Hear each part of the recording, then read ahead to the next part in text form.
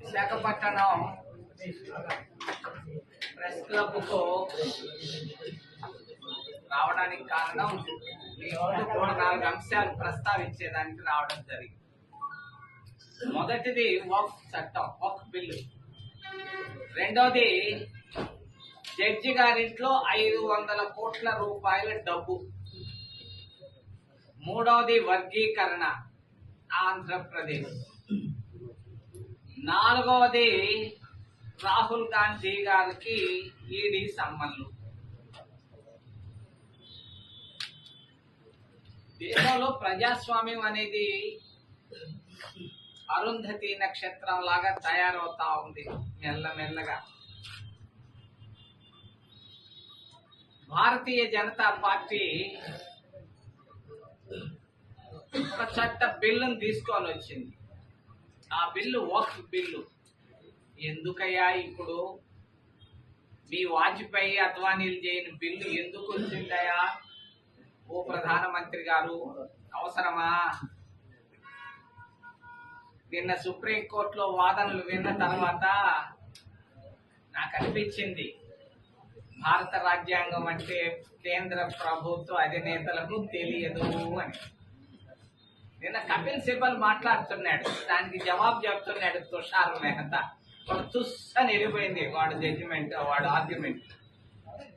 మీరు ఇళ్ళకి వెళ్లే లోపల, మీ ఆఫీసులకి వెళ్లే లోపల ఒక చట్టం పైన సుప్రీంకోర్టు నుంచి ఒక ఆర్డర్ రావచ్చు. ఆ ఆర్డరు కేంద్ర ప్రభుత్వానికి మొట్టికాయ వేసే విధంగా రావచ్చు అని నేను ఊహిస్తా ఉన్నాను. ఇది పొరపాటు. ముస్లింలకి ఏదో భూములు ఉన్నాయి, ఆ భూములతో నీకేం పని? నీవు చూడాల్సింది పేదరికాన్ని గురించి.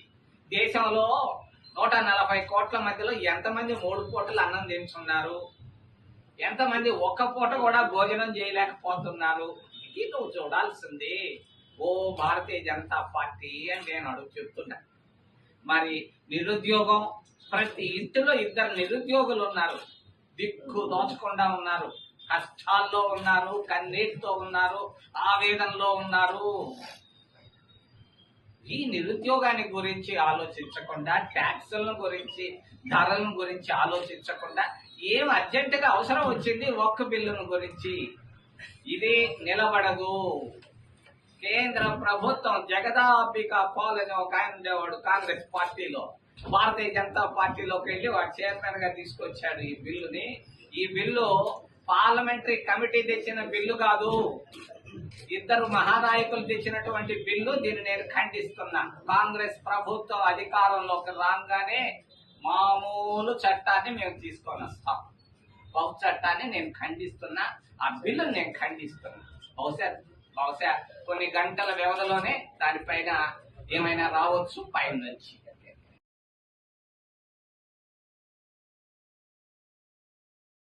రెండవది, ఏమైపోతుందో మీడియా నాకైతే అనిపించటం లేదు, కంటికి కనిపించటం లేదు. మీడియా కూడా అరుంధతి నక్షత్రం లాగా అయిపోతా ఉందనిపిస్తా ఉంది. కారణాలు ఏందో నాకైతే తెలియదు. మరి 1987, 88లో ఒక ఆమె ఉండేది, చిత్రా సుబ్రహ్మణ్యం అని. యాన్నో ఒక గన్ను కొంటే గన్ను పైన దినమూ రాసేది. పార్లమెంటు గందరగోళం అయిపోయేది. అది 64 కోట్లు. మరి జడ్జి భారతదేశ రాజధాని నగరంలో నడిబొడ్డులో ఒక జడ్జి గారి ఇంటిలో, యశ్వంత్ వర్మ గారి ఇంటిలో 500 కోట్ల రూపాయలు ఉంటే ఈ రోజు దాకా పోలీస్ కేసే పెట్టలేదే. పోలీసు వాళ్ళు కనీసం చిన్నది ఇప్పుడు తుమ్మిక కూడా రాస్తుంటారే కేసు. ఎందుకు జడ్జి గారింట్లో 500 కోట్ల రూపాయల దొంగ నోట్లు, దొంగ డబ్బు కనిపిస్తే, నల్లధనం కనిపిస్తే ఈడీ ఏం చేస్తా ఉంది? ఎన్ఫోర్స్మెంట్ డైరెక్టరేట్ ఏమి కళ్ళు మూసుకున్నారా మీరు? ఏం చేస్తున్నారు మీరు? సిబిఐ ఏం చేస్తా ఉంది? సచ్చిందా సిబిఐ? ఏమై మీరు చేసేది? ఒక మాజీ ముఖ్యమంత్రి ఇంట్లో 5 లక్షలు కనబడితే పోయి పట్టుకున్నారే. భారతీయ జనతా పార్టీ మరి అటల్ బిహారీ వాజ్పేయి ప్రధానమంత్రిగా ఉన్నప్పుడు ఈ రోజు 500 కోట్ల రూపాయలు ఒక జడ్జి గారి ఇంట్లో ఉంటే ఏమి ఈ రోజు దాకా ఎందుకు కేసు కట్టలేదు నరేంద్ర మోడీ అని నేను అడుగుతున్నా. చెప్పు జవాబు. దీనికి జవాబు చెప్పకుండా ఈ రోజు దాకా ఎందుకు కేసు కట్టలేదు? మొన్న తిరుపతిలో ఒక 10 ఏళ్ల దళిత బాలుడు, ఒక హరిజన బాలుడు మార్ట్కి వెళ్ళాడు. మొట్టమొదటిసారి చూశాడు వాడు చాక్లెట్లు ఆడబెట్టుంటే డబ్బు లేదు వాడి దగ్గర, ఆశపడ్డాడు.